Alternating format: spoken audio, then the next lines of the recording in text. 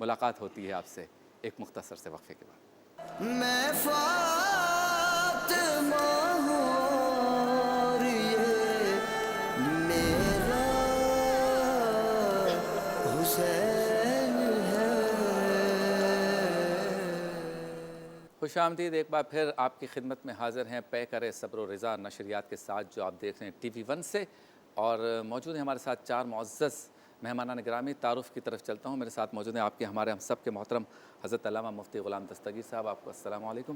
وعلیکم السلام۔ ان کے ساتھ موجود ہیں نوجوان ثناء خواہ حافظ گوہر رانا سہروردی صاحب، آپ کو بھی السلام علیکم۔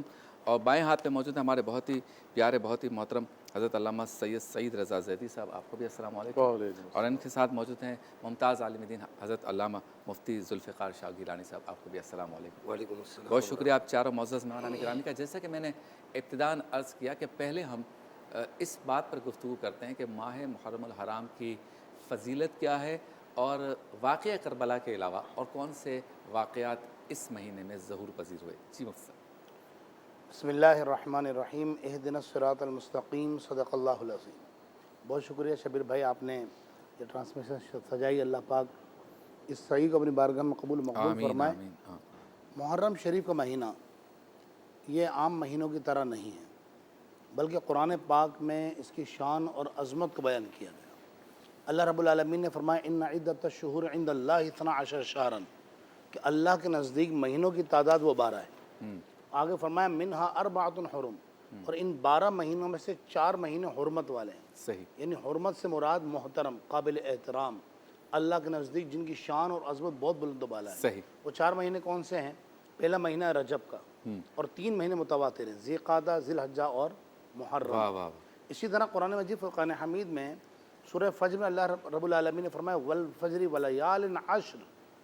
مفسرین فرماتے ہیں جو اللہ نے 10 راتوں کی قسم بیان فرمائی نا، بعض مفسرین نے یہ بھی لکھا، فرمایا اس سے مراد محرم کی 10 راتیں ہیں۔ اچھا۔ تو محرم کے فضائل، برکتیں، ایک واقعہ کربلا ہوا وہ ایک اپنی جگہ ہے، اس کا جو اس میں جو سوز و گداز ہے، اس میں جو پیغامات ہیں، جیسے آپ نے انٹرو میں ذکر کیا، جو اس کے اندر پوری عالم انسانیت، عالم مسلمانیت نہیں، عالم انسانیت کے لیے ایک رہنمائی ہے۔ واہ واہ۔ اور امام علی مقام امام حسین کی انشاءاللہ بات چلے گی تو میں وہاں عرض کریں گے کہ غیر مسلم بھی ان کی شہادت سے متاثر ہے۔ بے شک۔ خیر محرم شریف وہ مہینہ ہے کہ نبی کریم علیہ السلام، صحیح مسلم شریف کی روایت ہے، تو نبی کریم علیہ السلام جب ہجرت کر کے تشریف لائے تو عاشورہ کے دیکھا حضور نے کہ یہودی روزہ رکھ رہے ہیں، تو حضور نے پوچھا کہ روزہ کیوں رکھتے ہیں؟ تو انہوں نے کہا جی اسی دن اللہ نے موسیٰ علیہ السلام کا جو دشمن تھا نا فرعون، اس کو غرق کیا تھا، تو اس خوشی میں ہم یہ روزہ رکھتے ہیں۔ صحیح۔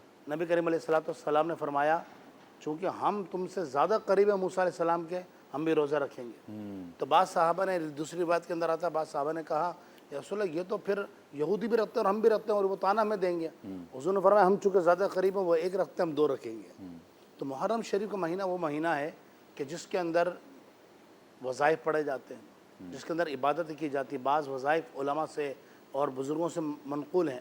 محرم شریف کا مہینہ ہے کہ نبی کریم علیہ السلام جب تک بقید حیات رہے محرم شریف کے روزے رکھتے رہے، بلکہ خود ام عائشہ رضی اللہ تعالیٰ عنہ فرماتی ہیں کہ رمضان کے بعد اگر ہم نے کسی مہینے میں حضور کو کثرت سے روزے رکھتے ہوئے دیکھا ہے تو وہ محرم کا مہینہ ہے۔ صحیح۔ محرم کا مہینہ وہ مہینہ ہے کہ جس میں واقعہ کربلا تو ہوا لیکن اس میں دیگر واقعات بھی ہوا۔ مثلا اللہ رب العالمین نے آدم علیہ السلام کی توبہ کو قبول فرمایا، واہ واہ۔ تو علماء فرماتے ہیں معلوم یہ ہوا کہ یہ مہینہ توبہ کی قبولیت کا مہینہ بھی ہے۔ اللہ رب العالمین نے حضرت ایوب علیہ السلام کو بیماری سے شفا عطا فرمائی، تو معلوم یہ ہوا کہ اگر کوئی بیمار چاہتا ہے کہ اس کو شفا مل جائے تو محرم کے مہینے کے اندر وظائف پڑھے، اعمال کرے۔ بلکہ بعض بزرگوں نے یہاں تک لکھا، فرمایا 10 محرم کو لازمی جو بیمار ہو وہ پانی سے غسل کرے، کہ اللہ تبارک و تعالیٰ اس پانی کے اندر، یعنی عام پانی جو ہمارے گھروں میں آتا ہے، وہ فرمایا کہ مفتی احمد خان نعیمی علیہ الرحمہ نے لکھا ہے، فرمایا کہ اللہ پاک شفائے داخل فرماتا ہے، اور جو غسل کرتا ہے 10 محرم کے دن اللہ پاک اسے بیمار سے شفا عطا فرماتا ہے۔ کیا بات۔ اسی طرح یونس علیہ السلام کو 10 محرم کو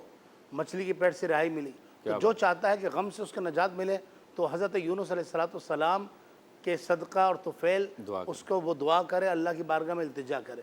اس طرح صدہا واقعات جو اللہ رب العالمین نے حضرت یعقوب علیہ السلام اور یوسف علیہ السلام کی 40 سال بعد جو ملاقات ہوئی وہ 10 محرم کا عاشورے کا دن تھا. کیا بات ہے. اسی طرح عاشورے کے حوالے سے خاص طور پر نبی کریم علیہ السلام کا فرمان ہے، بلکہ بزرگوں نے لکھا، فرمایا کہ اگر کوئی چاہتا ہے کہ پورے سال اس کے رزق میں فراخی ہو، ہر شخص چاہے گا. اس وقت جتنے ناظرین سن رہے ہیں ہر مسلمان کا دل ہی چاہے گا کہ نہیں بہت اچھی بات ہے، رزق میں فراخی ہونی چاہیے. تو ایک طریقہ بتا دیا، فرمایا عاشورے کے دن خرچ میں اضافہ کریں، اپنے جتنی استطاعت اللہ نے دی ہے اپنے اہل خانہ پہ خرچ کریں، فاتحہ کا اہتمام کریں. اور محرم کا مہینہ چونکہ حرمت والا مہینہ ہے، اس ماہ مبارک میں امام علی مقام کی قربانی یاد کریں اور کثرت سے درود شریف پڑھیں، قرآن پاک کی تلاوت کریں. کیا بات ہے. اچھا علامہ صاحب، چونکہ ہم گفتگو کی بنیاد بنا رہے ہیں، بیس بنا رہے ہیں، تو یہ نہیں ہو سکتا کہ محرم کی ٹرانسمیشن ہو اور ہم اپنے ناظرین کے لیے اور خود اپنے لیے بھی سعادتاً اور علم حاصل کرنے کی نیت سے بھی یہ نہ پوچھیں یا بتائیں کہ اہل بیت اطہار کی کیا فضیلت ہے، سرکار دو عالم صلی اللہ علیہ وسلم نے کیا مقام ان کا جو ہے وہ تذکرہ فرمایا اپنے زبان مبارک سے، اور ہمارے لیے اہل بیت اطہار کی تعظیم، احترام، تکریم اور ان کے نقش قدم پر چلنا کس طرح سے ہو. اعوذ باللہ من الشیطان الرجیم، بسم اللہ الرحمن الرحیم. قربان جاؤں آپ کے اور آپ کے سوال کے، اس لیے کہ میرے حضور نے اگر رسالات کے ساتھ ساتھ کوئی کام کیا ہے تو اہل بیت کی فضیلت بتائی ہے. واہ واہ. لگتا یہ تھا کہ رسول اللہ کا پیغام دینے کے ساتھ ساتھ برابر یہ کام کر رہے ہیں کہ یہ عالم تھا کہ اگر حضرت امام حسین علیہ الصلوۃ والسلام مسجد نبوی میں داخل ہوئے ہیں اور آپ ممبر پہ خطبہ دے رہے ہیں تو ایسا نہیں ہوتا تھا کہ آپ امام حسین کا آنے کا انتظار کریں، بلکہ آپ خطبہ چھوڑتے تھے، ممبر سے اترتے تھے، خود جاتے تھے اور اپنی گود میں اٹھاتے تھے، اپنے ساتھ لے کر آتے تھے، اپنے پاس بٹھاتے تھے اور کہتے تھے ھذا حسین. یہ اہل بیت کے 5ویں رکن ہیں. بی بی فاطمہ زہرا کے حوالے سے نماز پڑھ کے نکلتے تھے، سلام کرتے تھے بی بی فاطمہ زہرا کے دروازے کے اوپر. مولا علی کے حوالے سے کبھی کہتے تھے میرا بھائی ہے، کبھی کہتے تھے میرا وصی ہے، کبھی کہتے تھے اللہ کا ولی ہے. اور اس کے علاوہ جو حدیث قصہ میں اہل بیت کو جمع کر کے پروردگار نے کہا ہاں ہولا ہے اہل بیت، پروردگار یہی میرے اہل بیت ہیں. واہ تو ان کو دوست رکھ جو ان کو دوست رکھے، واہ واہ. اور تو ان کو دشمن رکھے جو ان کو دشمن رکھے.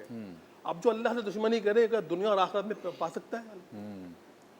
لیکن جتنی اہمیت رسول خدا نے ان کی بتائی ہے، میں کہہ رہا ہوں کسی اور کی نہیں بتائی، لیکن اس کے باوجود امت نے اتنی اہمیت بتانے کے باوجود بھی جو حال اہل بیت کا کیا ہے وہ کربلا کے نتیجہ بن کے ہمارے سامنے آیا. بالکل. اس لیے کہ اگر وہ گفتگو سمجھ لی جاتی رسول خدا کی، وہ بات سمجھ لی جاتی کہ یہ وہ اہل بیت ہیں، کہ اگر یہ رسول خدا مسجد نبوی میں بیٹھے ہیں عید کے دن اور حسنین آ گئے اور کہہ رہے ہیں نانا سب کے ناخے ہمارے ناخا نہیں ہیں، کوئی بات نہیں میں ناخا بنوں گا. اپنے گندے پر سوار کیا اور نکل گئے مدینہ کی گلیوں کے اندر. لوگ کہہ رہے ہیں کیا خوبصورت سوار ہے، کہہ رہے یہ کیا خوبصورت سواری ہے، کہہ رہے یہ کیوں نہیں کہتے کیا خوبصورت سوار ہے میرے پاس. یعنی کہ اگر ان کی زندگی کا ایک لمحہ دیکھا جائے تو یہ لگتا ہے کہ رسول خدا اللہ کی رسالت، اللہ کی وحدانیت